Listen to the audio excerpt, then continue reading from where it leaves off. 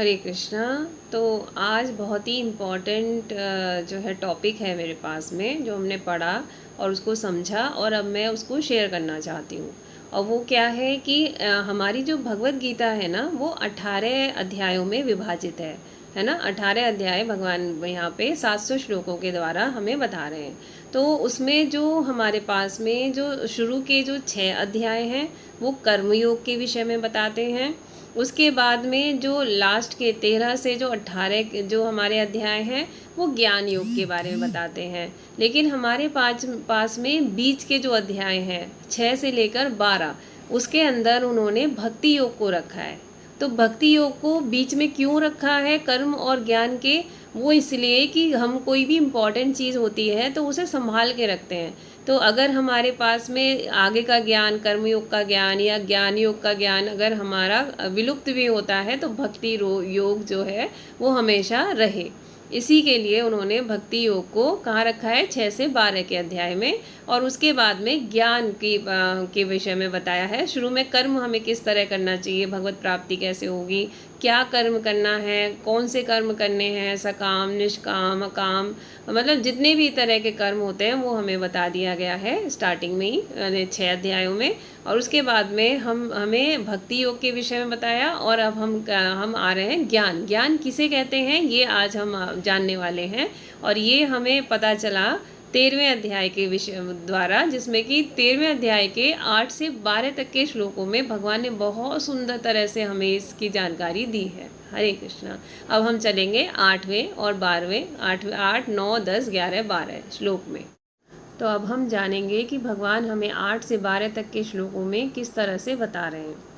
अमानित्वम् अदम्भित्वम् अहिंसा शांति आर्जवम् आचार्य उपासनं शौचं स्थैर्यम् आत्मविनिग्रहः इंद्रिय अर्थेषु वैराग्यम् अनहंकार एव च जन्म मृत्यु जरा व्याधि दुख दोष अनुदर्शनम् आसक्ति अनभिष्वंगा पुत्रदार ग्रह आदिषु नित्यं च समचित्वम् इष्ट अनिष्ट उपत्तिषु मयि च अनन्ययोगेन भक्ति अव्यभिचारिणी विविक्त देश सेवित्वम् अरतिः जनसंसदि अध्यात्म ज्ञान नित्यत्वं तत्वज्ञान अर्थदर्शनम् एतत् ज्ञानम् इति प्रोक्तम् अज्ञानं यत् अतः अन्यथाः। तो यहाँ पे बताया जा रहा है, इसका अनुवाद इस तरह से है। मतलब ज्ञान क्या है, ज्ञान किसे कहते हैं? किसी चीज़ को जानना मतलब ज्ञान है ना। तो जिससे ज्ञेय वस्तु ज्ञाता को ज्ञात होती है। ज्ञाता मतलब जो जानना चाहता है, और ज्ञेय कौन? जिसको जानने की कोशिश कर रहा है ना। तो यहाँ पे बता रहे हैं कि जिससे ज्ञेय वस्तु ज्ञाता को ज्ञात होती है। तो पहला है, इसके अंदर देखो बहुत सारी चीज़ें बताई हैं, 23 चीज़ें बताई हैं। अगर 23 चीज़ें हम जान जाते हैं तो हमें ज्ञान है, हम उसे ज्ञानी कहेंगे। और अगर वो 23 चीज़ें नहीं जानता है तो वो इसके अलावा जितनी भी चीज़ें हैं वो क्या है? अज्ञान है। ये यहाँ पर श्लोकों के द्वारा हमें बताया गया है। भगवान खुद कह रहे हैं, श्री भगवान उवाचा, है ना। तो पहला है विनम्रता। विनम्रता कब आएगी हमारे अंदर? जब हम अपने मान और अपमान को छोड़ देंगे। जब हम कहते हैं ना आज इन्होंने मेरी इंसल्ट कर दी, या मतलब वो इंसल्ट किसकी कर रहे हैं? वो आपके शरीर को बोल रहे हैं। आपको बोल ही नहीं सकते, क्योंकि सारे जितने भी हैं ना, जितनी भी जीवात्माएं हैं, मतलब जितनी भी आत्मा है, वो कभी किसी की इंसल्ट कर ही नहीं सकती। क्योंकि उनका जो मतलब उनका जो क्या बोलते हैं, बाय डिफ़ॉल्ट जो नेचर है वो कैसा है? भगवान की तरह है, सत चित आनंद में है। तो आपको अगर कोई इंसल्ट कर रहा है या वो उसका शरीर के कारण, शरीर उसका आपको वो कर रहा है, आपकी इंसल्ट कर रहा है, आपको क्या करना है? इन चीज़ों से ऊपर उठना है। क्योंकि आत्मा को कोई भी इंसल्ट नहीं कर सकता। और आप क्या है? आत्मा है, शरीर नहीं। ये शरीर सिर्फ कुछ समय के लिए आपको मिला है, जिससे कि आप क्या कर पाओ? भगवत भक्ति कर पाओ। इसी में आगे जो बता रहे हैं वो है दम्भहीनता, विनम्रता, उसके बाद दम्भहीनता। दम्भहीनता का सीधे सीधे मतलब ये है कि सरल व्यक्ति, यानी कि जो दिखावा नहीं कर रहा है ना, जो दिखावा नहीं करता है उसके विषय में यहाँ पे बता रहे हैं कि ऐसा व्यक्ति जो दिखावा नहीं करता है। तीसरा है अहिंसा। अहिंसा का मतलब सीधे सीधे एक तो हमें हमें पता है कि हमें किसी जीव की हत्या नहीं करनी है, एक तो अहिंसा ये है। दूसरा एक और अहिंसा में आता है कि हम किसी भी जीव को मानसिक प्रताड़ना ना दें, हम किसी को भी क्या ना करें, ऐसी परेशानी ना दें जिससे की वजह से उसे आगे सफ़र करना पड़े। तो ये है हमारा अहिंसा। इसके बाद में आता है हमारा सहिष्णुता। तो हम लोग गाते हैं ना शिक्षाष्टकम में, ये हमारा रहता है, तृणादपि सुनीचेन तरोरपि सहिष्णुना अमानिना मानदेन कीर्तनीय सदा हरि।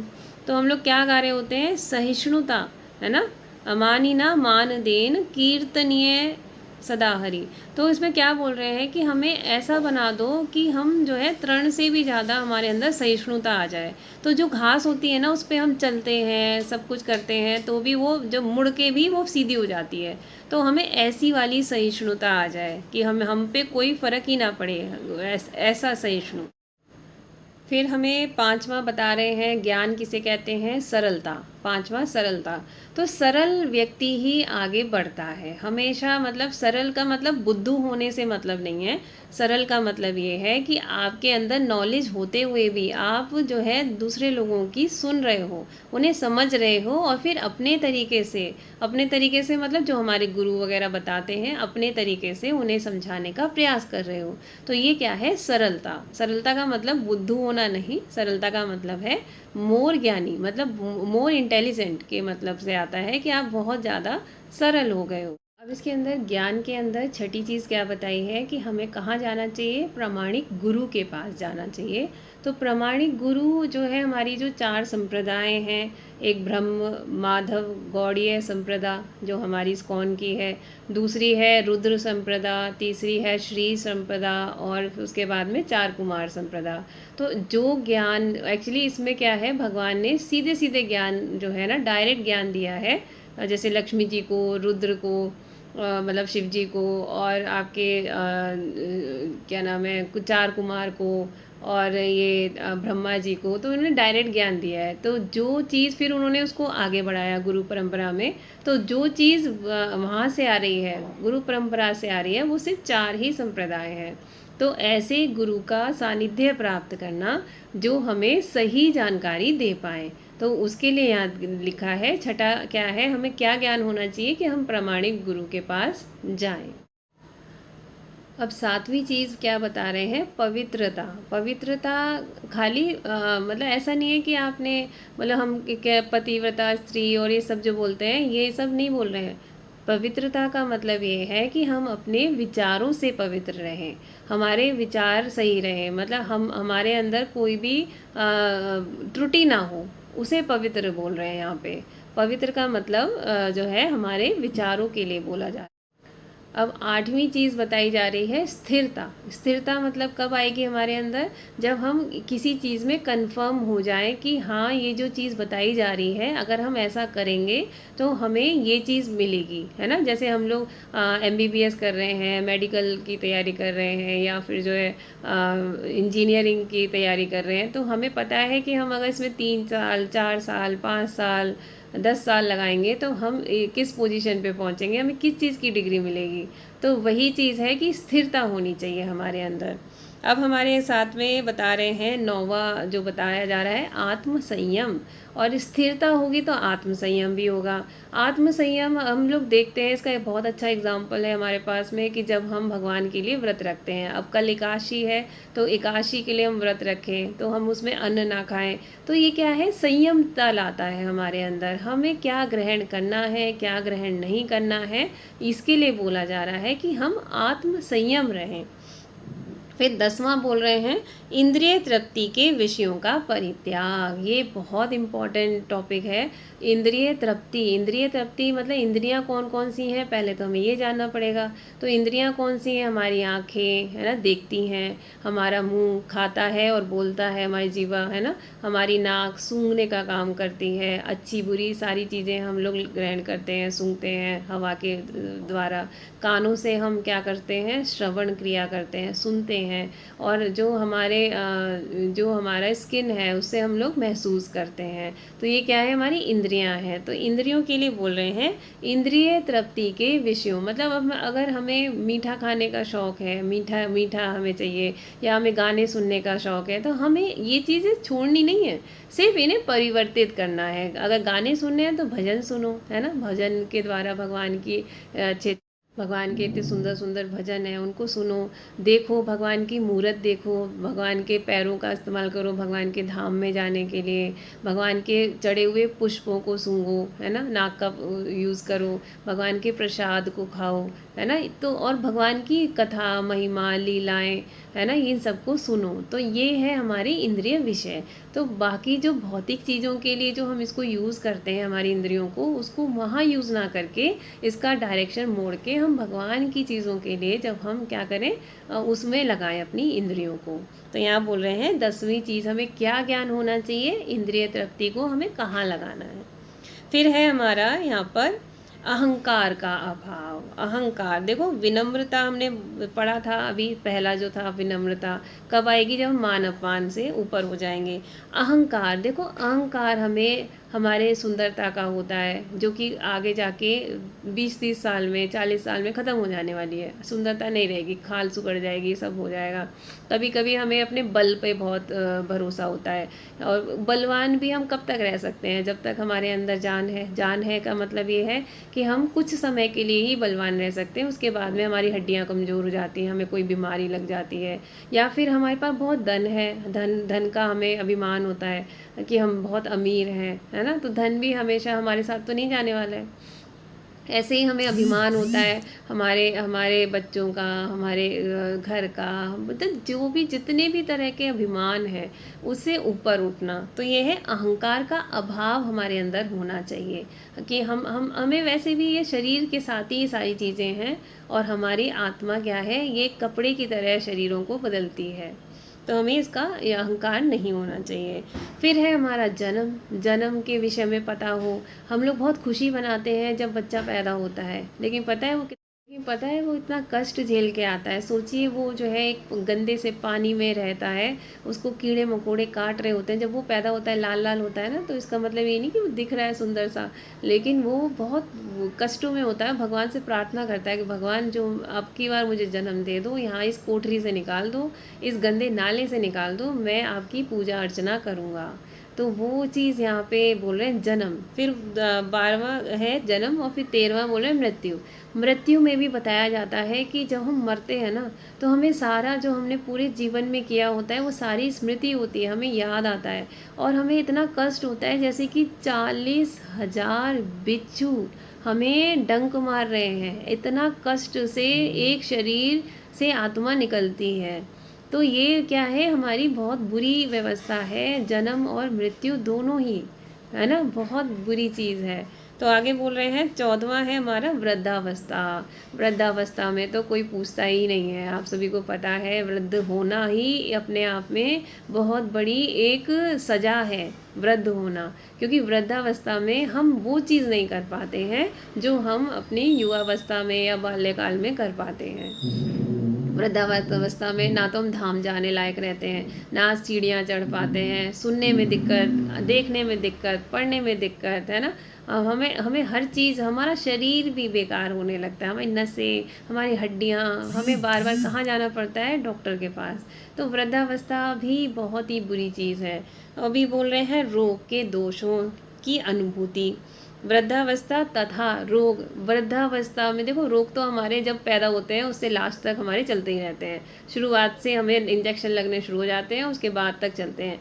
लेकिन जब वृद्ध हो जाते हैं तो हमें 50 तरह की दवाइयाँ, 50 तरह के ट्रीटमेंट्स, 50 तरह के रोग, पता है वो ऐसे कैसे कैसे मतलब रोगों से पीड़ित होता है, कैसे कैसे उसे झेलना पड़ता है। आजकल तो कैंसर और तुम्हारा HIV और पता नहीं कितने कितने कोरोना कोरोना तो हमने कभी सुना नहीं, कोरोना है ना, डेंगू, मलेरिया, पता नहीं कैसी कैसी बीमारियों से हमें जूझना पड़ता है। तो ये बोल रहे हैं वृद्धावस्था तथा रोग के दोषों की अनुभूति, 14वां इसका ज्ञान होना।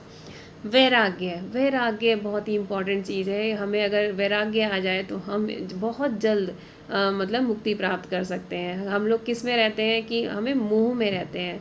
वैराग्य जब आएगा जब हम मोह को त्याग देंगे। और मोह हमें हर चीज़ से होता है। हमें अपने शरीर से मोह है, हमें अपने धन से मोह है, हमें अपने बच्चों से मोह है, हमें अपनी ज़मीन से जायदाद, लेकिन वो कब तक रहने वाली है? आपका नाम उस पर जभी तक रहेगा जब से आपको आपके माँ बाप देंगे, 30-40 साल में देंगे। उसके बाद में जब तक आपके बच्चे जवान नहीं हो जाते तभी तक आप उसमें अपनी इच्छा अनुसार काम कर सकते हो, अदरवाइज नहीं है वो आपका। आप जीवित हैं तब भी नहीं है, और मर गए तो फिर तो आपका कोई मतलब राइट ही नहीं रहेगा, है ना। तो ये है हमारा वैराग्य के लिए। संतान, संतान को ज़्यादा मुझे डिस्क्राइब करने की ज़रूरत नहीं है। हमें हमें इतना मोह होता है ना संतान, और संतान से भी ज़्यादा हमारा जो पोता पोती। तो संतान जो है, ये जो है ना, स्त्री संतान और धन लक्ष्मी, ये हमें बांधने वाले हैं, हमें इस जगत में और दूसरा जन्म लेने के लिए प्रेरित करते हैं। प्रेरित करते हैं का मतलब ये है हमें बांधते हैं, है ना, हम फिर से आएंगे इसके लिए। तो ये संतान, स्त्री, स्त्री के लिए हम पागल रहते हैं। हम स्त्री मतलब शादी करते हैं, हम उसके लिए कुछ भी करने के लिए तैयार होते हैं, हम गधों की तरह मेहनत करते हैं उसकी इच्छाओं को पूरा करने के लिए। तो स्त्री, घर, घर जो हम आवश्यकताएं पूरी करते हैं। और ये बोल रहे हैं तथा अन्य वस्तुओं की ममता से मुक्ति, इसको हमें जानना है, ये भी ज्ञान है। और क्या बोल रहे हैं, अच्छी तथा बुरी घटनाओं के प्रति संभाव, 19वां। अच्छी तथा जो बुरी घटनाएं, अच्छी चीज़ें क्या होंगी? देखो अच्छी चीज़ें वही होंगी जिसमें कि भगवान के विषय में उसमें आए, कुछ भी आए, भगवान का चीज़ें आए। और बुरी क्या चीज़ होंगी? जिसमें भगवान के बारे में हमें नहीं बताया जा रहा है ना, बुरी चीज़ें। कि अगर हम लोग क्या कर रहे हैं, हम चले गए मूवी देखने, और कहीं पे सत्संग हो रहा था, तो हमारे लिए अच्छा क्या था? सत्संग में जाना। लेकिन हम चले गए मूवी देखने, तो हमने अपना क्या किया? टाइम वेस्ट किया। क्योंकि ये काउंट नहीं होने वाला है, हमारे साथ में जो जाएगा उसमें सत्संग काउंट होने वाला है। अब हमारे यहाँ पे जगन्नाथ जी की यात्रा निकलने वाली है। जगन्नाथ जी की यात्रा में अब 16 तारीख को है, 16 जुलाई को, तो हमें उसके लिए कार्य करना है, उसके लिए हमें धन इकट्ठा करना है। भगवान की प्रसन्नता किस में है? भगवान के भक्तों को उन तक पहुँचाने में। अब और या फिर उनका रथ खींच के लेने में। अश्वमेघ यज्ञ का हमें एक एक पद पर हमें अश्वमेघ यज्ञ का फल मिलता है। तो ये चीज़ें लोगों को बताना, ये है हमारे लिए अच्छी और बुरी घटनाएं बता का में संभाव। हमें कैसा रहना चाहिए? संभाव रहना चाहिए। क्योंकि जो भी चीज़ें घटित हो रही हैं वो शरीर के लिए, लेकिन इसी चीज़ को जब हम लगा देते हैं अपने शरीर को भगवान की सेवा में, तो वो क्या हो जाती है? अच्छी। लेकिन हमें जो भक्त होते हैं उनको ज्ञान क्या है? संभाव रहना। फिर भगवान कह रहे हैं कि देखो आप लोग भक्ति तो कर रहे हो, लेकिन मेरे लिए, मेरे प्रति निरंतर, निरंतर मतलब हर समय, और कैसी? अनन्य भक्ति, मतलब मैं ही हूँ तुम्हारे लिए और कोई नहीं। तो जब हमारे अंदर ये भाव आ जाए, हमें ज्ञान हो जाए कि भगवान ही है हमारे लिए और कोई नहीं है, ये जानना।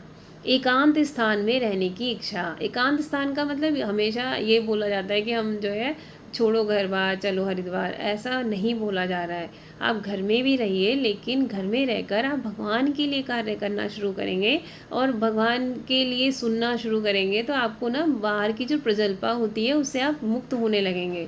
आपको रिश्तेदार, आप जो लोग भक्ति में नहीं हैं उनके साथ में बात करने का मन नहीं करेगा। हमें क्यों ऐसे लोग अट्रैक्ट करते हैं? साधु संत हैं या उनमें वो इतने एजिड होने के बाद भी अट्रैक्ट कर रहे हैं। हम अपने घर में जो हमारे पेरेंट्स हैं, हम उनसे इतना अट्रैक्ट नहीं हो रहे हैं, बस ये है कि हमारे पेरेंट्स हैं इसलिए हमें उनके लिए करना है। लेकिन जो साधु पुरुष होते हैं, जो महात्मा होते हैं, क्यों अट्रैक्ट होते हैं? क्योंकि वो भगवान के रूप गुण लीलाओं में और प्रचार कर रहे होते हैं, उनके बारे में बता रहे होते हैं। तो जो हमारी आत्मा होती है ना, वो आत्मा क्या है? सत्यचित आनंद की खोज में रहती है।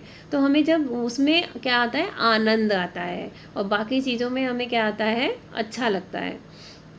आनंदित होना एक अपने आप में एक बहुत सुंदर स्वभाव है। आनंद में रहना, है ना? तो हमें वो लोग क्यों अटैक कर रहे हैं? क्योंकि वो भी एजिड है, वो भी क्या, लेकिन वो क्या कर रहे हैं? वो भगवान के माधुर्य का हमें हम उनके माधुर्य से हमें बता रहे हैं। तो माधुर्य, है ना, भगवान का कथा लीलाएं सुनने से हमें बहुत अच्छा लगता है ना? और जो लोग नहीं इंटरेस्ट लेते हैं उसका मतलब ये नहीं है कि वो नहीं है, सच्चित आनंद वाली आत्मा नहीं है उनकी। वो क्या है, उन पे माया का प्रभाव ज़्यादा है। हमें ये समझना चाहिए कि कोई अगर पूजा नहीं कर रहा, भगवान की लीलाएं नहीं सुन रहा, कोई लीला नहीं सुन रहा, तो इसका मतलब ये है कि उसके अंदर माया का प्रभाव ज़्यादा है, उसके अंदर तमोगुण है या रजोगुण है ना? इन चीज़ों का ज़्यादा प्रभाव है। तो अब आगे बता रहे हैं, जन समूह से विलगाव, इसी का आगे पार्ट है कि जो हमें बोला एकांतवास में रहने की इच्छा हो, और जो है जन समूह का मतलब ये नहीं है भक्तों के जन समूह में रहना चाहिए। और जो बाकी के जो हम लोग जाते हैं ना, डिस्को जाते हैं या मतलब कुछ और जितनी भी चीज़ें हैं भगवान के अलावा जो भी करते हैं, वो क्या है, जन समूह के लिए, उस जन समूह के लिए बोल रहे हैं। उससे विलगाव मतलब उससे अलग रहना। आत्म साक्षात्कार की महत्ता को स्वीकारना तथा परम सत्य की दार्शनिक खोज। ये क्या है? देखो, दार्शनिक का मतलब है सांख्य दर्शन, है ना? तो आत्म साक्षात्कार की महत्ता, महत्व को समझो। आत्म साक्षात्कार की हम लोग क्या है? जीवेरे स्वरूप होय कृष्ण नित्य दास। हमारा जो स्वरूप है वो क्या है? भगवान की सेवा करने के लिए हम पैदा किए हुए हैं। और वैसे भी हम लोग अगर भगवान की सेवा नहीं कर रहे, पूजा पाठ नहीं कर रहे, तो हम कुत्ता पाल लिया हमने, कुत्ते की सेवा कर रहे हैं, बिल्ली पाल ली, बिल्ली की सेवा कर रहे हैं, या फिर हम किसी को और कोई कार्य कर रहे हैं, हम कुछ ना कुछ मतलब सेवा तो हम कर ही रहे हैं। हर कोई सेवा कर रहा है, लेकिन वो डिफरेंट वे में कर रहा है कि मैंने क्या कर लिया, मैंने नौकर रख लिए तो नौकर को वेतन देना और ये सब सेवा कर रहे हैं, हम कर रहे हैं, हम सेवा के भाव में ही रहते हैं। बस इस सेवा को हमें जानना है कि हमें सेवा किसकी करनी है। तो आत्म साक्षात्कार कि हम ये शरीर नहीं है, हम ये आत्मा है ना? तो इसका साक्षात्कार, साक्षात्कार होना मतलब इसका अनुभव होना, इसके बारे में ज्ञान होना, ये बोल रहे हैं, ये ज्ञान है। और आगे बोल रहे हैं, इन सब को मैं ज्ञान घोषित करता हूँ। मैं कौन? भगवान।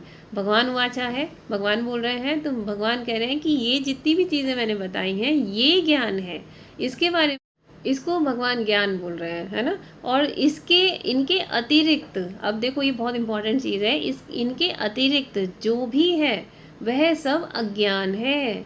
तो ज्ञान और अज्ञान के बारे में भगवान यहाँ भगवत गीता के 8 से 12 तक के श्लोकों में बता रहे हैं कि आपको किस व्यक्ति को ज्ञानी कहोगे। इन व्यक्तियों के अंदर, एक व्यक्ति में ये सारी चीज़ें अगर होती हैं तो आप उसे ज्ञानी कहेंगे। अदरवाइज बाकी जितना भी है, भगवान बता रहे हैं, इनके अतिरिक्त जो भी है वह सब अज्ञान है। तो हमें इस अज्ञान के अंधकार से निकलना है और ज्ञान की ओर विमुख होना है, मतलब उनकी तरफ मुख हमें करना है, उसके सम्मुख होना है ज्ञान के लिए।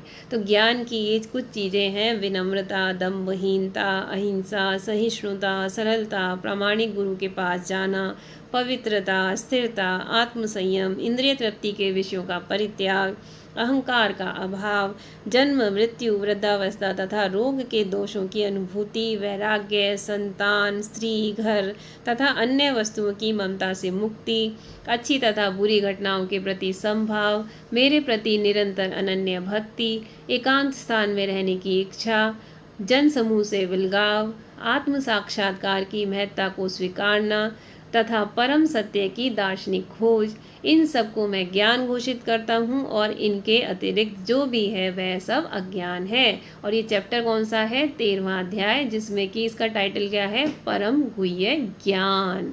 ऐसा ज्ञान जो कि बहुत ही गुह्य है ना, बहुत इम्पॉर्टेंट है। हरे कृष्णा।